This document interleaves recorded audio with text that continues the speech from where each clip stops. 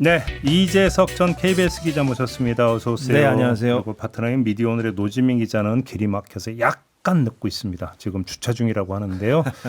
한 2, 3분 뒤면 올라올 것 같으니까 네. 나중에 합류하는 걸로 하고 우리 이재석 기자하고 일단 먼저 좀 이야기를 좀 시작을 해야 될 것 같습니다. 요즘 뭐 내란 관련 보도 빼고는 뭐 거의 뭐 눈길이 가지 않는 뭐 이런 예. 상황 아니겠습니까? 모든 게 지금 그 내란 보도로 좀 그러니까 귀결이 되고 있는데 여기서 사실 좀 짚어야 될 게 좀 여러 가지가 좀 있는 것 같습니다. 예, 너무 복잡해요. 예, 그렇죠. 언론 비평 차원에서도 고민도 많고 저도 정답은 잘 모르겠고 솔직히. 그러니까 예. 여기서 이제 좀 가장 먼저 좀 이야기를 하고 싶은 게 뭐냐면 윤석열 대통령 측에서 주로 윤곽근 변호사인데 하루가 멀다고 지금 입장을 내고 있습니다.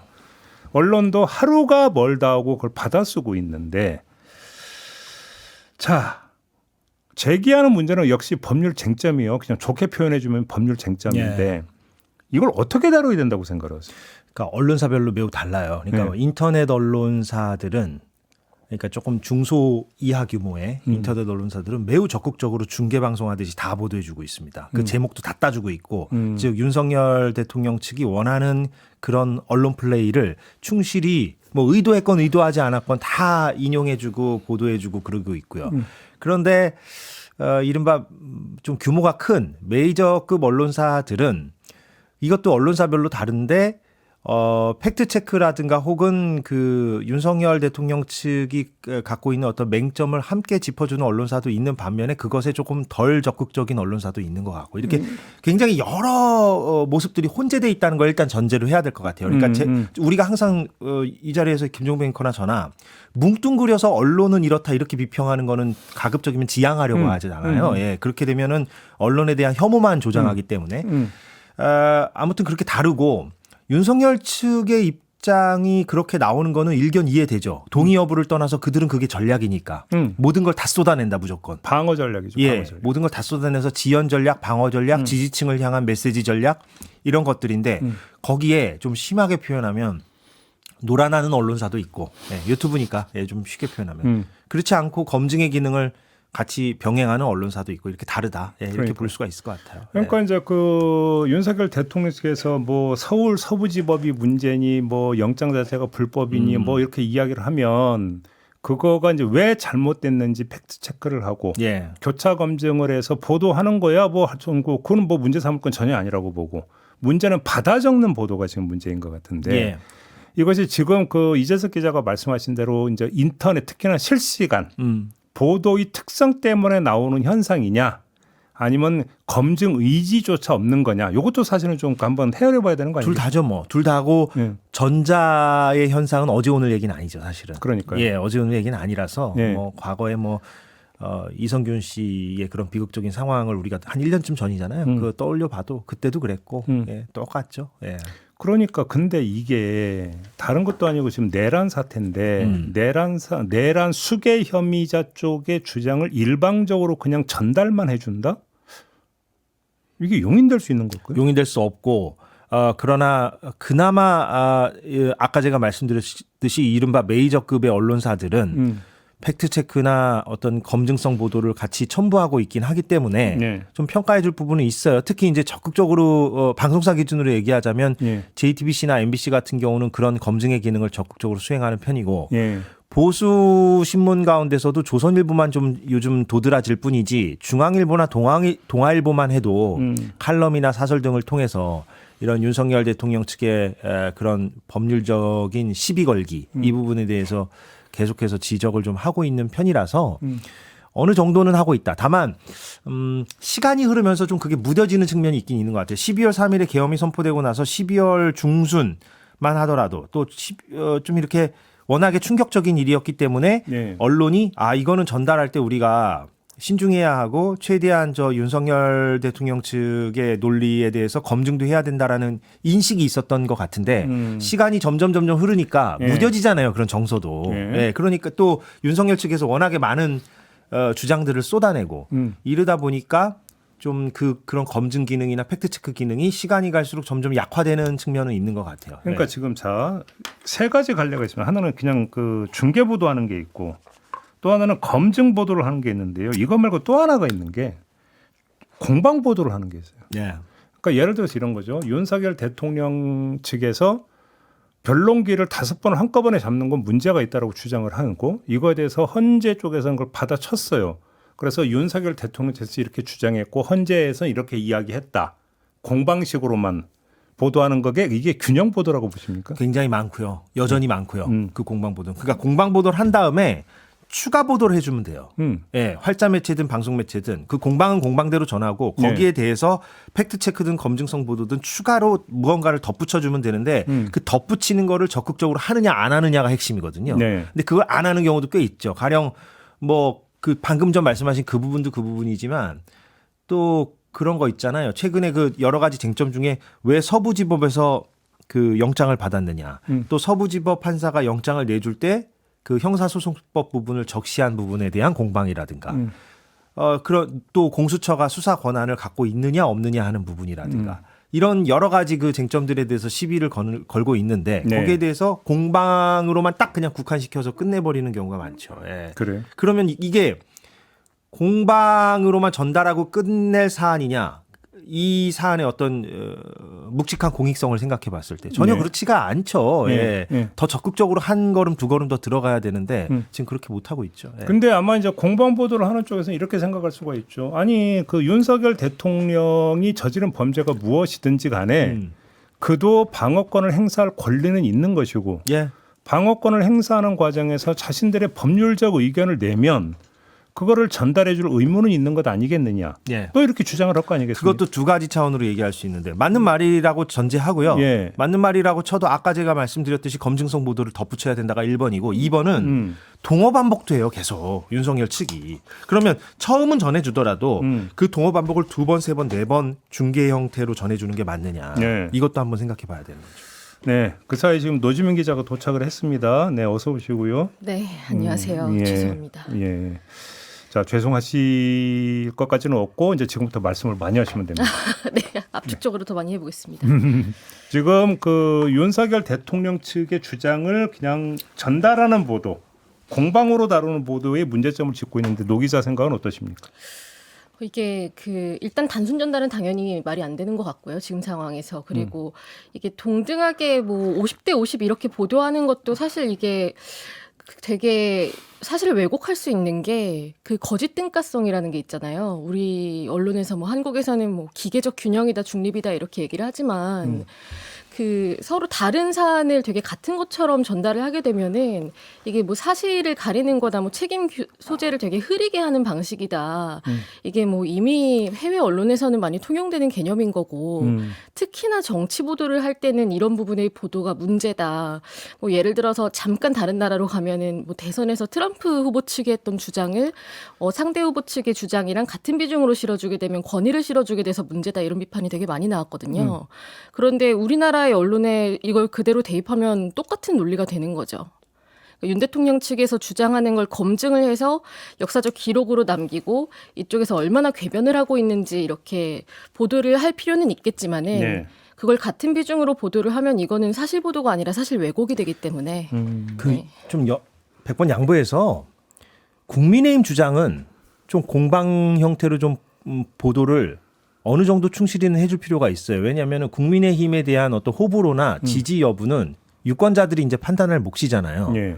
예, 매우 비판할 지점이 많죠. 지금 국민의힘의 의원들의 행태를 보면. 그러나 그것은 뭐 저의 주관적인 평가일 수도 있고. 그래서 정당 간의 공방은 공방 그대로 전달을 일단 해줄 필요는 있습니다. 그런데 내란 혐의의 피의자 혹은 사실상의 현행범이라고 할 수도 있는 대통령 측의 의견을 시시각각 중계 형태로 전달하는 것이 온당하냐는 것은 좀 구분해서 볼 필요가 있는 거죠. 근데 그것도 두 종류가 있는 것 같아요. 우리가 이제 보통 어떤 범죄 사건을 접할 때는 범죄 사건이 모두 이루어지고 난 뒤에 사후에 재구성된 뉴스를 통해서 전달을 받아요. 그렇기 때문에 그러니까 저희가 저번에 한번 피의사실 공표 갖고 좀 이야기를 했지만 거기서 조심해야 된다는 게 조각조각의 사실이 섣부른 예단으로 범죄 예단으로 갈 수 있으니까 조심하자라는 것이 있는데 문제는 현행범인 경우에 특히나 현행범을 바로 직접 현행 범죄를 직접 지켜봤을 때는 어떻게 할 것이냐의 문제는 다른 층이다. 그런데 예를 들어서 이런 거잖아요. 군인을 그 국회에 투입해서 막 했던 것들이 생중계가 됐고 다 국민들이 지켜봤어요. 근데 심지어 그것조차 부정을 한단 말이에요. 그러면 이거에 대해서도 이것을 하나의 의견의 범주로 놓고 그러면 방어권 분과를 행사하는 차원으로 이해를 해서 보도해 줘야 된다. 이게 성립이 되느냐라는 거예요. 근데 사실을 부정하는 게 아니라 거기에 대한 어떤 의미 맥락을 부정하는 상황이라서 지금. 아니 그것도 두 종류가 있는 거죠. 예를 들어서 뭐 체포의 채자도 꺼내지 않았다. 예를 들어서 뭐 저기 국회가 의결하자마자 바로 철회했다. 뭐 의결하자마자 철회했어요. 3시간이나 걸렸는데. 그러니까 명백한 거짓인 거잖아요. 이거는 다시 말해서 검증 대상이 아닌 거예요. 검증 대상이 아닌 건데 그럼 그런 주장까지 그러면 전달을 해줘야 되느냐라는 거죠. 이 문제는 어떻게 생각해요? 전달을 할 거라면 거기에 그게 거짓이라는 거를 취재 결과로서 붙여줘야 되는 거죠. 네, 명확하게. 그러니까요. 일단 뭐 체포 관련해서는 사실 지금으로서는 증언이 엇갈리는 측면이 있는 거고 그리고 규명을 해가는 과정이라고 볼 수도 있을 것 같아요. 넓게 보면. 그렇기 때문에 다른 그 근거 있는 진술들이 얼마나 많이 있는지를 감안을 해서 이렇게 그 사실관계가 좀 어긋나는 주장들을 하고 있다라는 식으로 보도를 하는 거는 저는 할 수 있다고 보거든요. 근데 체포의 네. 그것도 이제 형식 논리상으로는 그렇게 볼 수 있지만 그러면 예를 들어서 유리창을 깨고 군인을 그러면 의사당 본청으로 투입시킨 이유가 뭐냐라는 맥락상 놓고 보면 그것도 기정사실로 간주할 수 있다라는 거예요. 다시 말해서 그러면 본청에서 특정 시설과 특정 공간을 점거하기 위해서 들어갔다? 그렇게 해석할 여지가 뭐가 있어요? 없잖아요. 그러니까 여기서 어떤 그 표면적인 사실과 맥락 속에서 어떤 그 나오는 사실이라고 하는 게 있는 거 맥락 속에서 사실이 진실로 가는 거잖아요. 그런 점에서 이야기인 거죠. 그것이 예를 들어서 나는 그런 채자도 꺼내지 않았는데 사령관들은 꺼냈다고 했다. 그러니까 의견이 맞부딪히고 있다. 다시 말해서 우리가 군이 유리창 깨고 들어가는 걸 보지 못했다라면 그 자체는 공방으로 다뤄줄 수 있다라는 거예요. 근데 그게 아니고 유리창 깨고 들어가고 그래서 이 행위의 맥락이 뭐냐 해서 전제를 놓고 본다면 그것이 그렇게 접근할 성질의 문제냐 이걸 지금 이야기하는 거죠. 억지 주장으로 봐야 되고 그거를 이제 좀 짚어야 되는데 저는 개인적으로 그 국회 부분보다도 가장 지금 우려스러운 것은 시간이 지금 이렇게 흐른 상태에서 소환 조사에 전혀 응하지 않아 가지고 법원에서 체포영장이 합법적으로 발부가 되었는데 그 체포영장 집행도 응하지 않고 있는 그런 지금 요새화된 저 관저 이 상황을 전달하는 데 있어서 문제점이 가장 심각하다라고 최근은 이제 최근은 그 문제죠. 예, 왜냐하면 이렇게 요새화된 관저 상황에 대한 윤석열 변호인 측의 입장들이 하나하나 이제 전달되고 있지 않습니까? 공수처 권한 없다. 뭐 그 서부지법에서 왜 그 영장을 받았느냐 등등등 계속 시비 걸기를 하고 있는데 그거에 대해서 적극적인 검증 보도가 없다는 것이 지금 이 체포 영장에 응하지 않고 있는 윤석열 측의 주장을 있는 그대로 전달을 중계형으로 해줌으로써 그 지지자들을 더욱더 자극하고 고무시키는 형태. 그래서 심지어는 국회에 백골단이 등장하는 이런 형태까지 온 거 아닙니까? 네. 그러니까 이게 좀 최근 들어서 가장 심각한 게 아닌가. 예, 좀 이 부분이 너무 안타까워요. 예. 그러면 그거를 법률적 해석 과정에서 발생한 의견차로 볼 수 있느냐 없느냐. 예. 간단히 얘기하면 쟁점은 이거잖아요. 근데 그거는 법률적 해석으로 인한 의견차라고 보면 법조인들이 굉장히 불쾌하실 것 같고요. 그 변호인단이 주장한 것 중에서 이렇게 체포영장 집행하는데 경찰이 동원이 되면 일반 시민들도 누구나 체포할 수 있다 이런 식의 주장을 펼치고 있는데 이걸 법리적으로 다툼이 있는 여지가 있는 내용이라고 생각을 해서 보도를 하는 건 적절하지 않은 것 같고 그래서 사실 그 헌법재판소에서 탄핵심판 관련해서 절차가 진행되고 있잖아요. 그때 윤 대통령 측 변호인단에게 계속 마이크를 줘도 되느냐 이런 고민들도 사실 현장 기자들 사이에서 있는 걸로 알고 있거든요. 근데 고약한 양비론이 더 문제일 수도 있어요. 무슨 얘기냐면 다 지금 맞는 말씀 하셨고 레거시 미디어의 제가 이제 실명은 얘기하면 안 되니까 레거시 미디어입니다. 방송사예요. 시사 프로그램 진행자입니다. 예, 제가 뭐 아침인지 저녁인지 낮인지는 특정하지 않겠고 그리고 법률가예요. 법조인이에요. 진행자가. 저는 아니고. 아니에요. 다행이다. 빠져나가셨네요. 진행자인데 이런 양비론을 펴니다. 국민의힘이나 대통령 측은 서부지법이든 중앙지법이든 북부지법이든 간에 판사가 정당하게 발부한 영장을 무슨 권리와 무슨 법리로 거부할 수 있겠느냐. 뭐 응당 정확한 지적이죠. 그러면서 또 민주당 쪽에는 이런 얘기를 해요.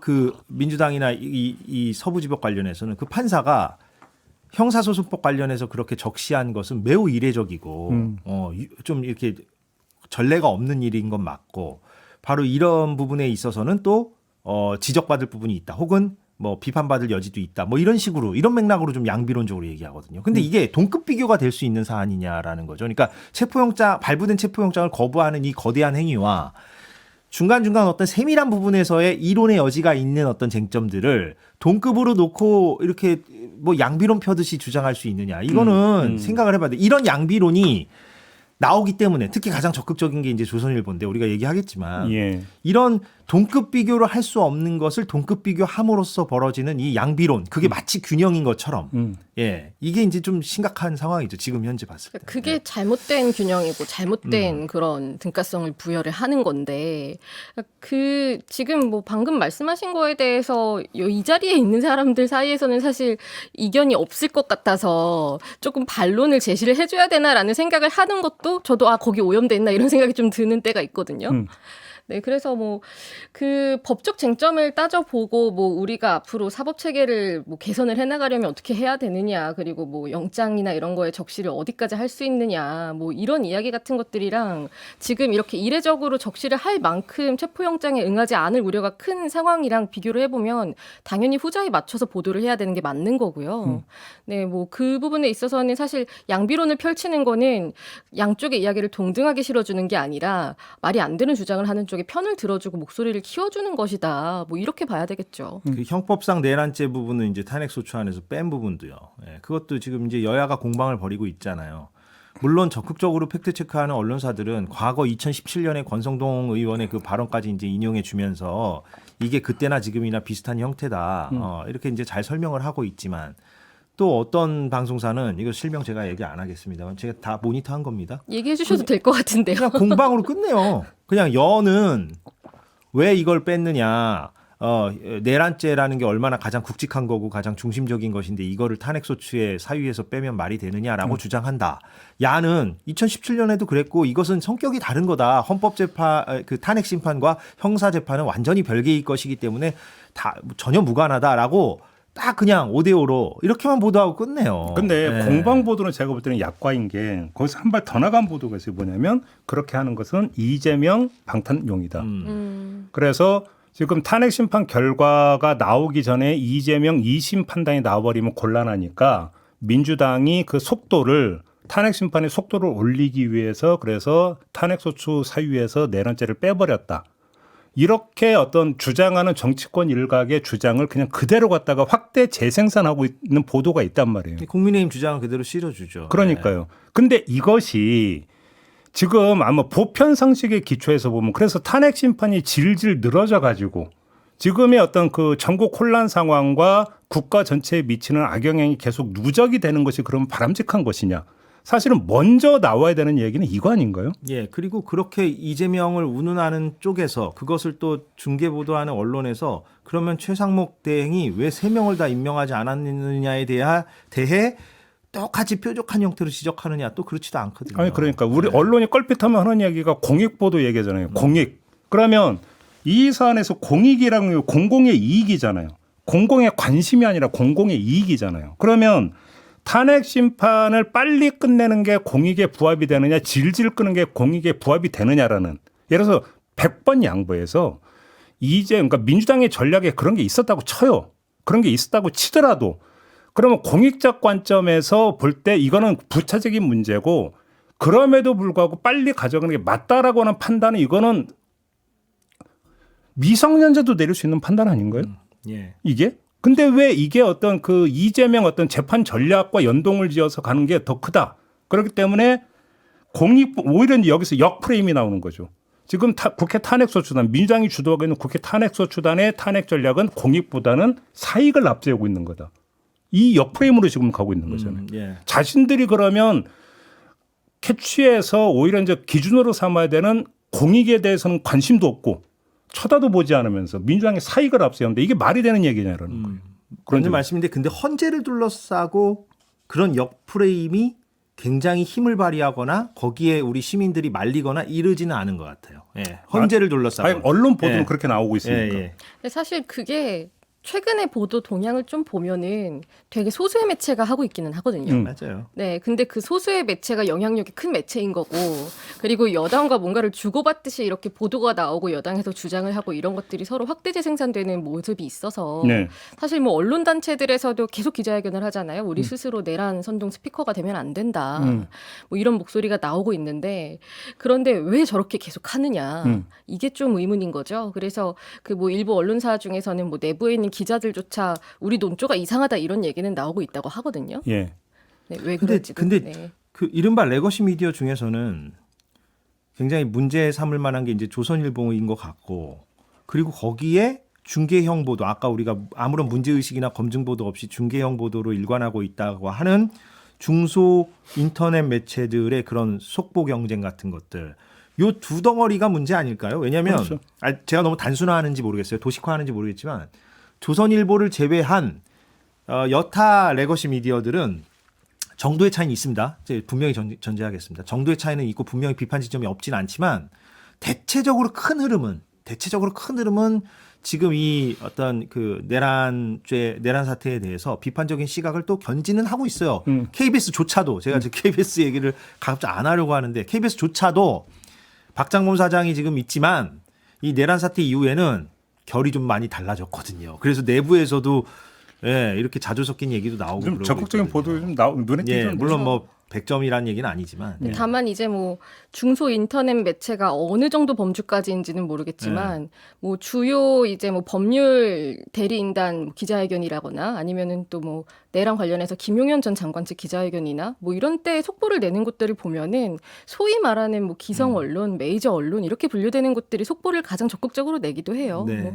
그 중에 일부는 나중에 뭐 속보를 떼거나 뭐 이런 경우도 있었지만은 그래서 이게 신문 지면으로 보면은 그래도 어느 정도 공익을 중심으로 가치를 두고 편집을 한 것 같지만 사실 포털에서는 막 쏟아내는 거니까. 언론사의 크기와 비례하지 않는다. 근데 저는 궁금한 게 있는데 노지민 기자가 취재를 하셨는지 좀 여쭤보고 싶은 게 그 윤곽근 변호사 막 하고 있는 기자들 있잖아요. 네. 저는 어거지라고 보는데 그 어거지성 주장을 계속 취재라고 듣고 기사로 작성하는 기자들의 혹시 고뇌와 고충은 혹시 얘기 좀 들으셨습니까? 그러니까 진짜 현장 기자들 사이에서는 이걸 계속 하고 있는 것 자체가 스스로 좀 납득이 안 된다라고 말하는 기자들도 있어요. 그래요? 개인적으로 이야기를 들어보면요.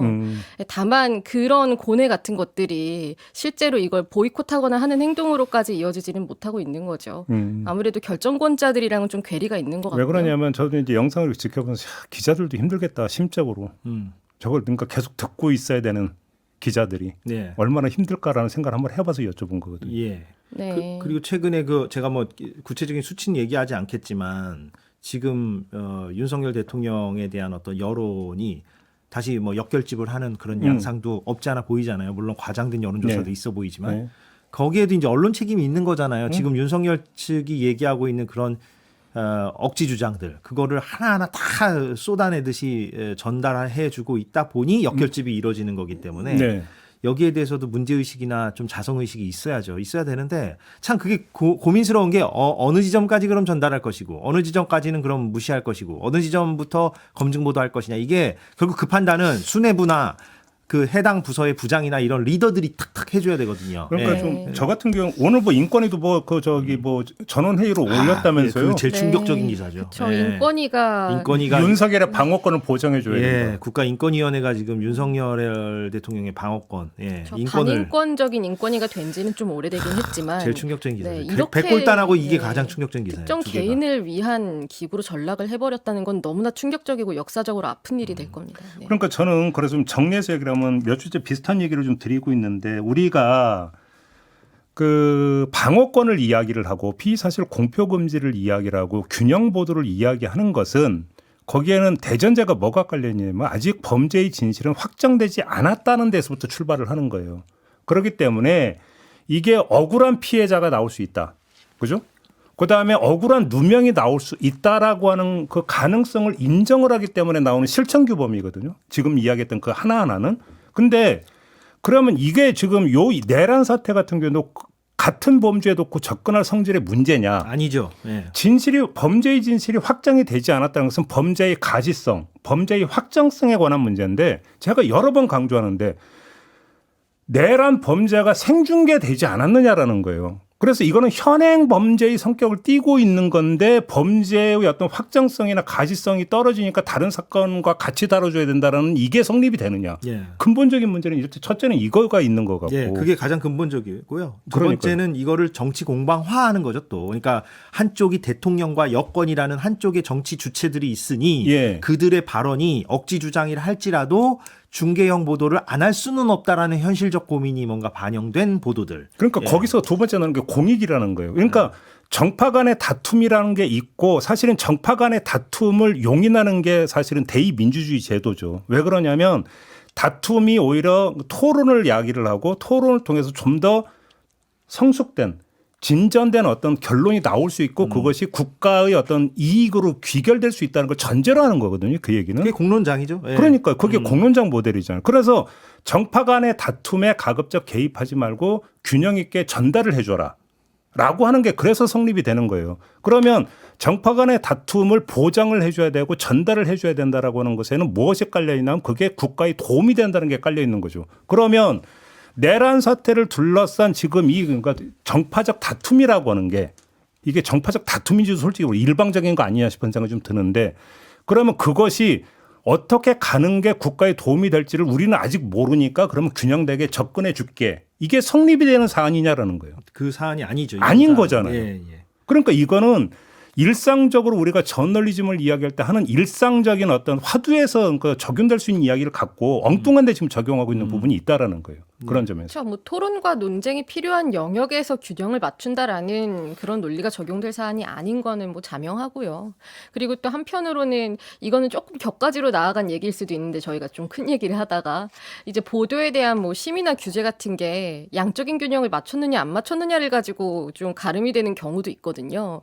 그런 걸 고려를 하는 경우도 있을 거라고 봅니다. 위축 효과죠, 그게. 예. 하나만 더. 지금 이제 그 또 하나가 뭐냐면 이제 관절을 촬영한 네. 사진 내지 영상이 고민 지점이죠. 그러니까 지금 여기서 윤석열 대통령 측에서 고발도 됐고 그렇죠? JTBC 고발도 딱 그 싫어하는 언론사들만 했어요. 고양이 뉴스도 들어갔잖아요. 네, 고양이 뉴스랑 네, 오마이TV. 그렇죠. 자 그러면 여기는 군사 지금 비밀 그러니까 지역인데 그래서 촬영 이런 게 금지되는데 너희들이 그걸 어겼다. 형식 논리상은 성립이 돼요. 성립하죠. 당연히 성립이 돼요. 그런데 역시 맹서 어떻게 볼 것이냐 문제가 있는데 이 점은 어떻게 생각하십니까 두 분은? 그러니까 그게 뭐 실무적인 고민이 있는데 가령 그래서 제가 진행하는 방송에서도 관전은 안 비춰요. 비출 수 있는데도. 어차피 망원 렌즈로 당겨 찍으면 여기 당겨 찍든 저기 당겨 찍든 다 당길 수가 있잖아요. 네네네. 오마이TV도 제가 알기로는 관절을 막 당겨 찍고 이러지는 않는 걸로 알고 있어요. 그냥 일단 관절 올라가는 길만 찍고. 그러니까 그 저지선이라고 했잖아요. 그럼 우리가 1차 저지선, 2차 저지선, 3차 저지선. 거기를 이렇게 비추다가 엊그저께 오마이TV가 그렇게 윤석열 대통령을 포착한 거 아니겠습니까? 그러니까 무슨 얘기냐.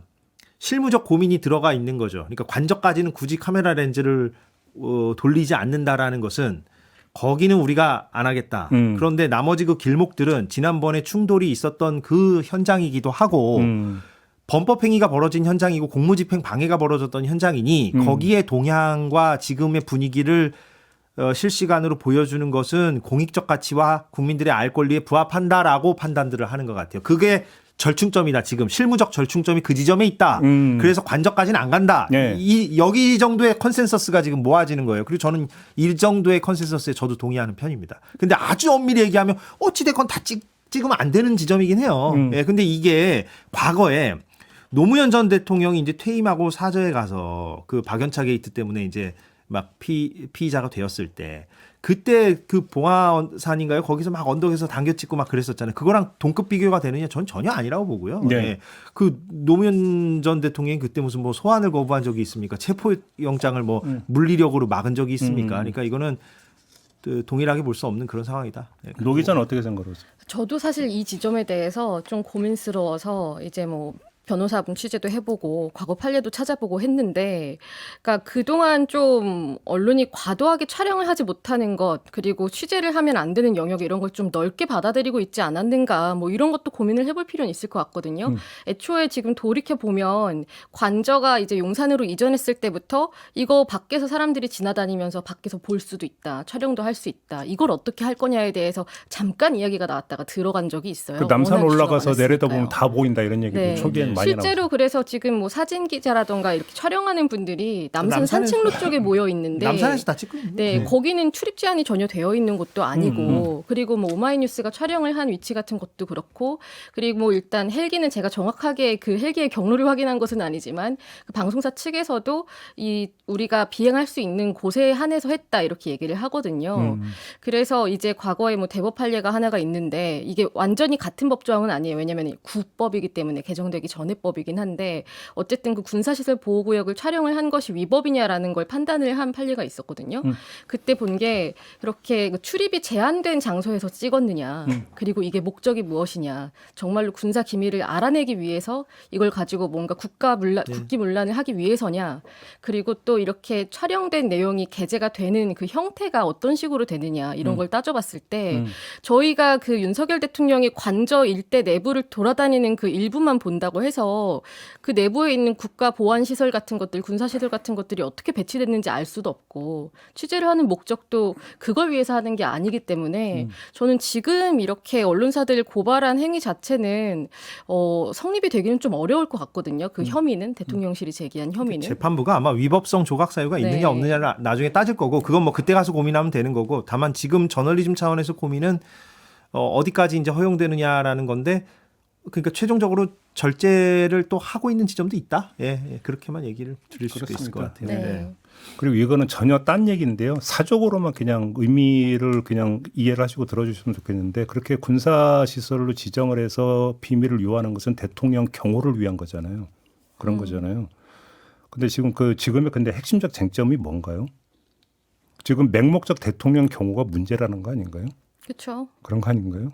그냥 쓸데없이 한마디만 더 덧붙이겠습니다. 아니 그러니까 소환 통보에 응했으면 모든 이런 쟁점들이 다 제 말이 의미가 없어지는 촬영할 거예요. 이유도 없어요. 예. 촬영할 이유도. 그리고 소환에 적극적으로 응했으면 불구속 기소도 어쩌면 가능했을 수도 있어요. 예, 물론 국민 정서상 아마 구속영장 청구를 했겠지만 예. 그리고 저는 뭐 아까 말한 거에서 하나만 더 덧붙이면은 그렇게 윤석열 대통령으로 추정되는 남성이 촬영이 된 그 장면을 보면 그 다른 근데- 언론사에서 찍은 사진이랑 구도가 크게 다르지도 않고요. 근데 네. 아이러니한 게 뭐냐면 자 그러면 의도적 노출이냐 아니냐 갖고도 얘기가 많잖아요. 의도적 노출이라고 하면 고발하면 안 되는 거 아닌가요? 의도적 노출이라 하면 예. 그러면 아니 역설적으로 그러네요. 오히려 도움을 준 거일 수도 있죠. 네. 본인의 의지에 따라 이러면 오마이뉴스가 기분 나쁘지 표현을 좀 바꿔서 그러는데 진짜로 의도적으로 그 자신의 어떤 모습을 노출시키려고 했으면 누군가 찍어줘야 되는 거죠. 예, 근데 왜 고발을 해요? 그러네요. 역설적으로 보면. 예. 그러니까 또 이제 그 윤석열 대통령의 이중 포석일 수도 있겠네요. 그러니까 노출은 노출대로 되고 고발은 고발대로 하고 일석이조다. 아이고 이렇게 참 농담했습니다. 알겠습니다. 요즘 뭐 일관성이니 정합성 이런 거 따질 뭐가 없어서 아까 뭐 윤석열 대통령 주장도 그렇고 네. 저도 20초만 덧붙이면 근데 그 저널리즘 차원의 고민의 갈래가 굉장히 많아요. 이번 내란 사태에 네. 둘러싸서 예를 들면 뭐 엊그저께 이거 자꾸 길어지는데 그 최승호 전 MBC 사장이 SNS에 올린 글을 보니까 그 윤석열로 추정되는 그 영상을 사실상 윤석열로 기정사실화해서 보도를 많이들 했잖아요. 저도 사실 그랬어요. 거의 윤석열이다. 근데 그게 과연 맞느냐라고 또 문제제기를 하셨더라고요. 저도 고민의 지점은 오히려 거기에 있어야 되는 것 같아요. 근데 저는 좀 개인적으로 그 지점은 동의하지 않거든요. 최승호 사장의 입장에 동의하지 않는데 뭐 제가 옳다 그르다를 떠나서 그걸 포함하여 김종배 앵커가 얘기했듯이 그 피의 사실 공표 문제라든가 현행범의 문제 또 최승호 사장이 얘기하는 이런 문제 또 국회의원들이 제보를 받았다고 하면서 일방적으로 쏟아내는 것들을 어느 정도 인용해줘야 하는 문제 윤석열 측의 입장을 검증보도 없이 그대로 중계보도하는 게 맞느냐의 문제 등등 정말 많은 갈래들이 지금 이번에 쏟아지고 있어서 그렇죠. 아마 뭐 저희 언론 어때 코너에서도 계속 뭐 정리를 뭐 해가겠지만 저도 정답을 잘 모르겠어요. 모르면서 계속 고민만 하는 그런 상황입니다. 네. 대통령이 내란 일으킨 도 처음이기 때문에 처음은 아니구나. 그러니까 오늘 자꾸 말이 길어지는데 최근에 이제 그 언론 관련해서 이제 교수님이랑 한 교수랑 통화를 하다가 좀 인상 깊었던 말이 언론 윤리의 끝이 어디 있겠느냐 뭐 이런 얘기를 했거든요. 좋은 말이네. 네. 이번 기회를 계기로 계속 어떻게 하면 될지 고민하고 그렇죠. 그래 이렇게 하면 되겠다 발굴해서 좀 확산시키고 그렇죠. 이런 과정이 필요할 것 같습니다. 아무튼 그러니까 이 사태가 좀 일단나게 되면 한번 그 학술 토론회든 뭐가 되든지 그건 좀 필요한 건 분명한 사실인 것 같아요. 네. 알겠습니다. 오늘 이야기는 좀 이렇게 마무리할게요. 두 분 수고하셨습니다. 고맙습니다. 고맙습니다. 저도 물러갑니다. 고맙습니다.